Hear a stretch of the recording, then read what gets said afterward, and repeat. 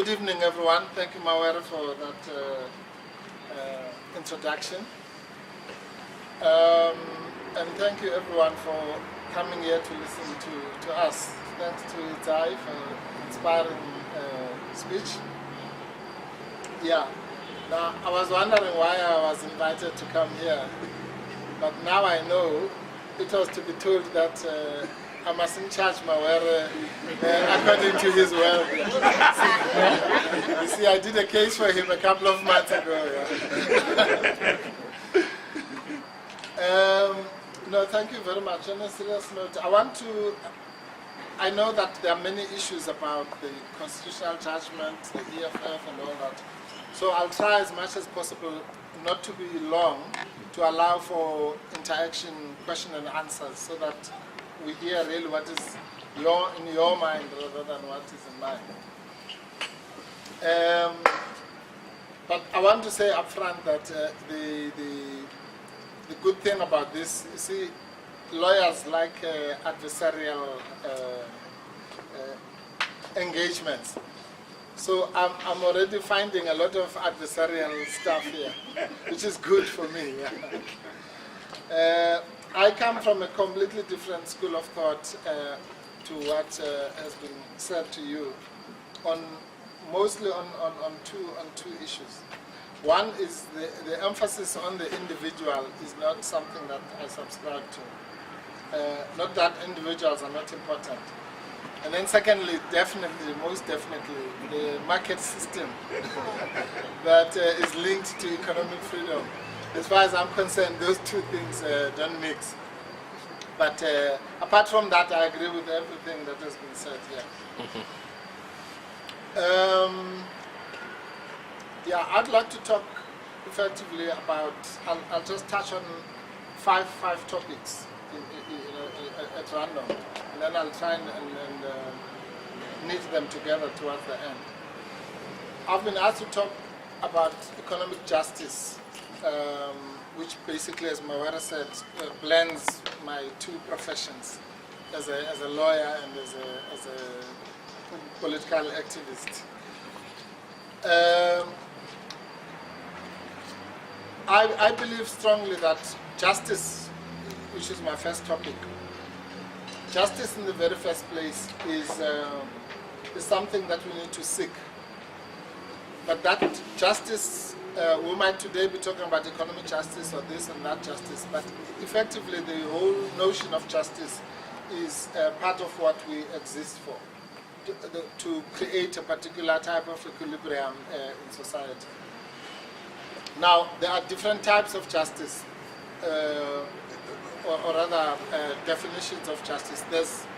And I suppose I symbolize that during the day I'm busy with what one might call legal justice or constitutional justice or whatever you want to call it.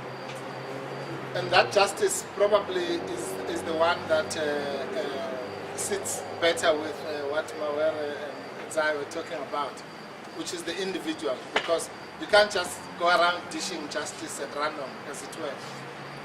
The justice that we dish out in court, in the court system, is based on an individual who has a dispute against another individual or a group of individuals or a company or whatever.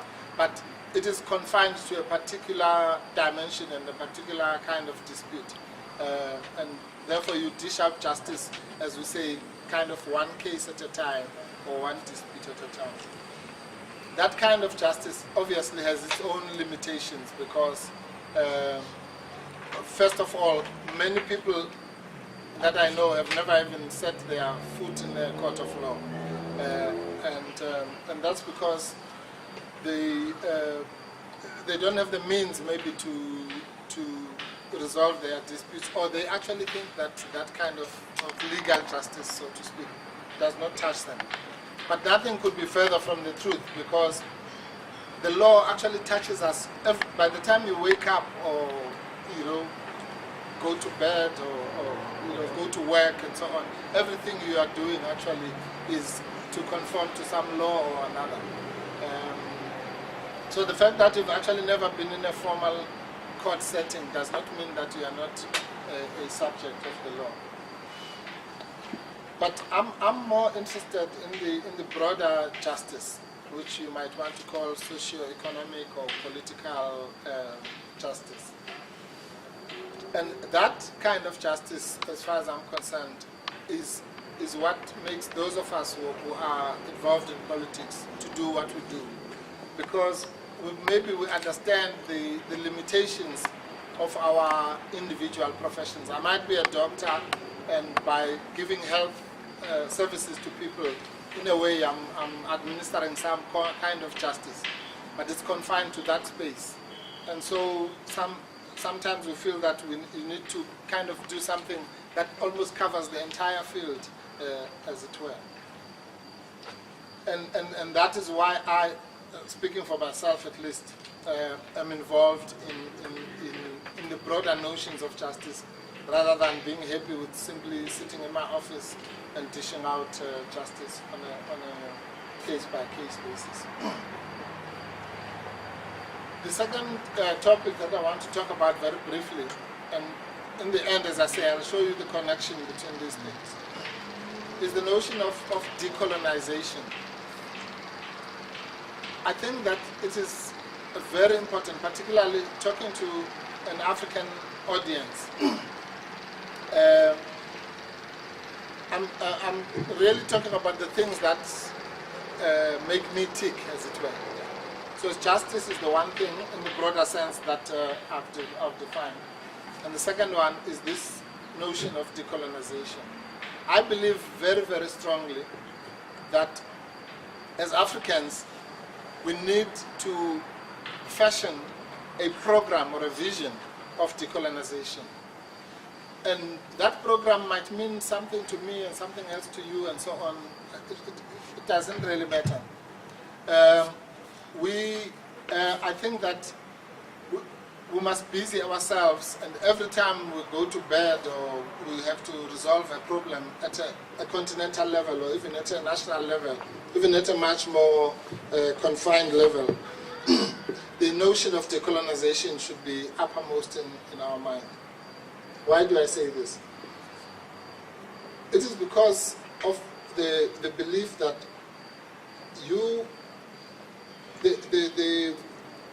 the original sin, I mean not in the biblical sense, as it were, the original problem that has defined the state of where we are as Africans is the colonization process. As I was saying, some clever people out there decided this part is going to be Zambia, that part is going to be South Africa, this part is going to be this.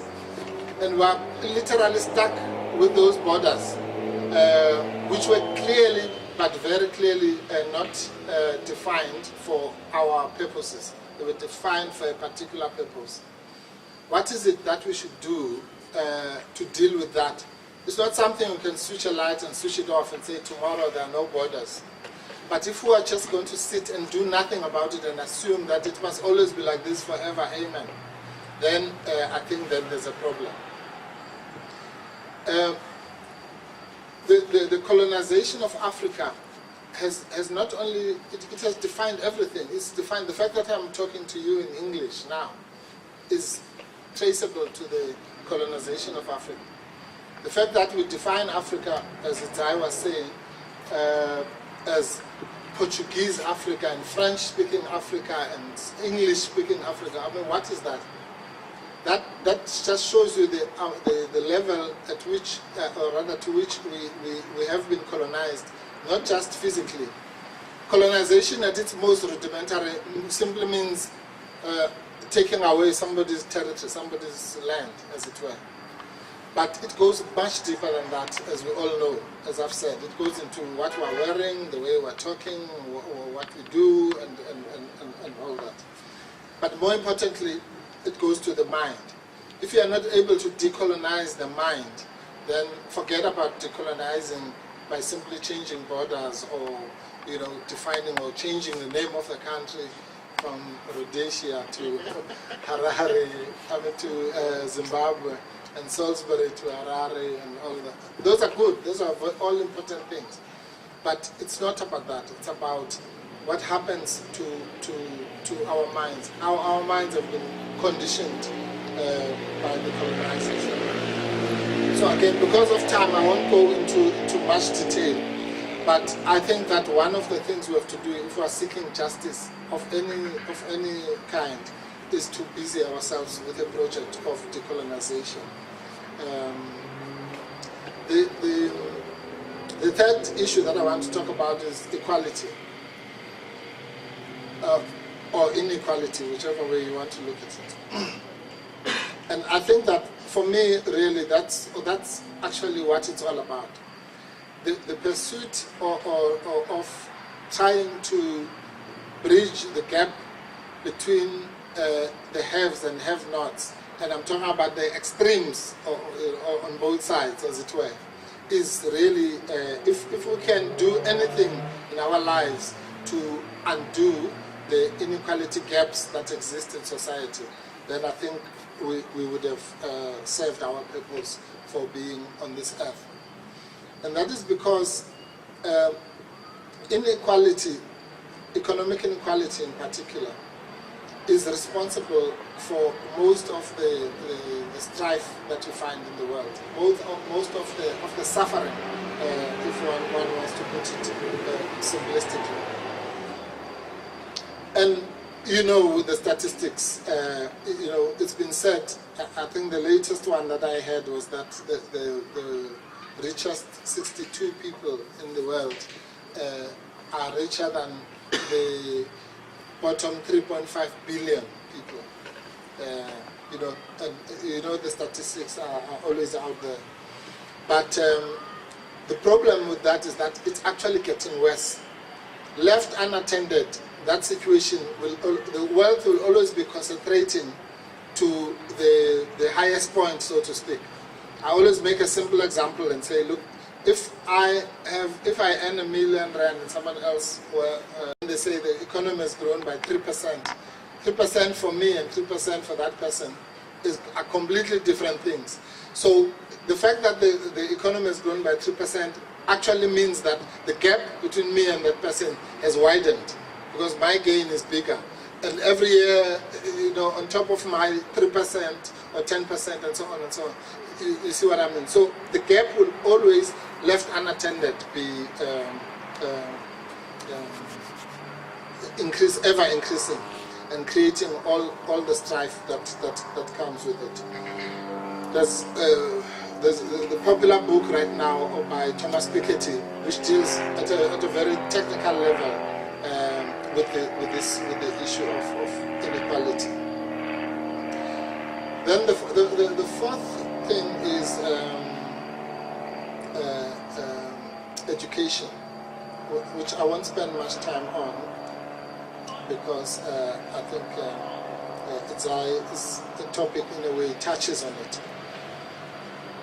I believe very strongly that the drive for free education in particular is something that, again, we should look at as Africans. And the reason I'm saying that is that you'll be told by the free marketeers like Mawere that there's no such thing as free education. But from where I come from, it is quite possible for society to invest strongly in the future by educating our children. If there's the last thing we can do, it is to ensure that the ignorance and inability to catch up with the rest of the world and so on, that type of inequality as well must be bridged. And it's not going to happen if education is commodified. And if, for example, as in this country, you literally have two systems of education, almost two worlds altogether. A particular system of education for the rich and another inferior type of education for the poor. And the empowerment, you hear all these things, BEE and what have you. My belief is that the way you're going to empower a people or a society is through education. Of course, you can't do, the average person's education might take 20 years or whatever. So you can't wait for 20 years and say, let's do nothing and just educate people. You'll have short-term measures of like BEE or whatever it is. But if we think that those things are actually going to empower a nation or empower our people, then I think then we are completely on the wrong path.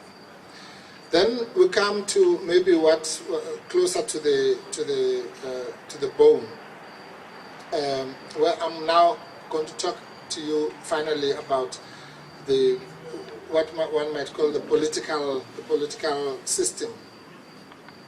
I personally believe, well, I'm a socialist, and it is because I believe very strongly, and that's where I started.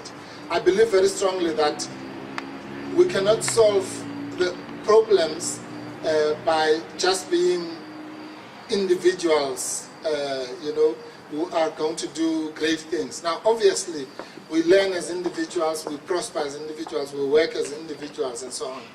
But I believe very strongly that the collective strength of particularly ourselves as Africans is really the magic that's going to change the fortunes of our continent.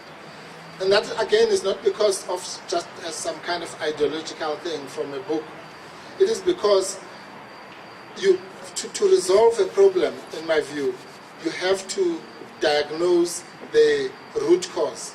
And the root cause of the problem, if you remember where we started, if it is about the way we were colonized, the way we are discriminated against because of our skin color and all those things, all those are done to us collectively. Nobody comes from Europe and says, I'm going to come and oppress Dali Mpofu, or I'm going to oppress Mawera, or I'm going to take his land or that land. They all come and say, look, we want that territory, and it doesn't matter who is there, we're going to take it. And that's what happens. There's no way that we're going to resolve a problem that was imposed on us, as it were, as a collective, by some magical individual efforts going in all sorts of directions. And I know I might be simplifying what my colleagues are saying. I'm sure they're also not saying that, otherwise they wouldn't have called us here as a collective. They would have spoken to us as individuals.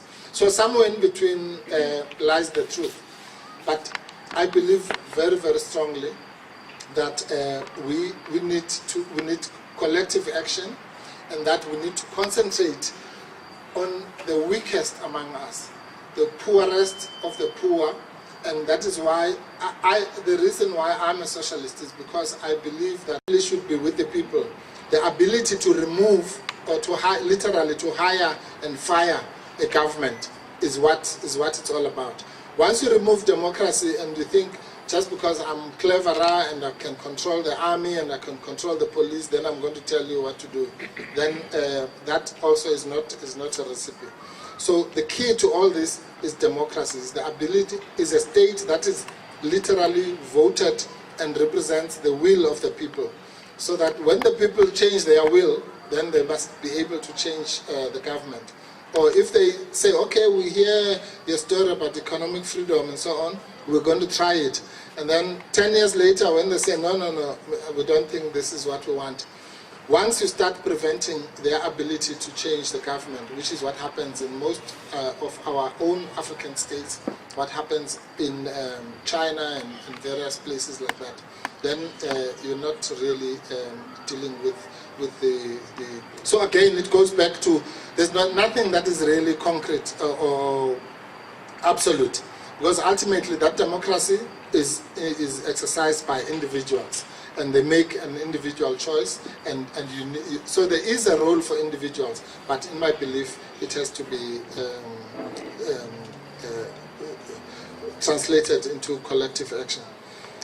Then, so that is why we in the EFF in particular believe in, and I'm not going to go through them now, we believe in what we call 7 pillars of economic freedom, which define how economic freedom is going to be achieved, and it deals with some of the issues that I've mentioned now, and maybe some of them will come through question time. So whether we're talking about nationalization, whether we're talking about land redistribution, whether we're talking about the minimum wage, whether we're talking about industrialization, all that is aimed at curing the ills that I've just defined. And we believe that the way to get South Africa out of the current morass, where effectively you've just had a black government that has stepped into the shoes of the white government, but the apartheid system, as we know it, its structure has actually not even been touched. The fact that there are a few black people who are okay, that's Mpofu Jr., my son. Roads must fall. Yeah, roads must fall, Oxford. Yeah. Right. It's something that I believe in very, very deeply.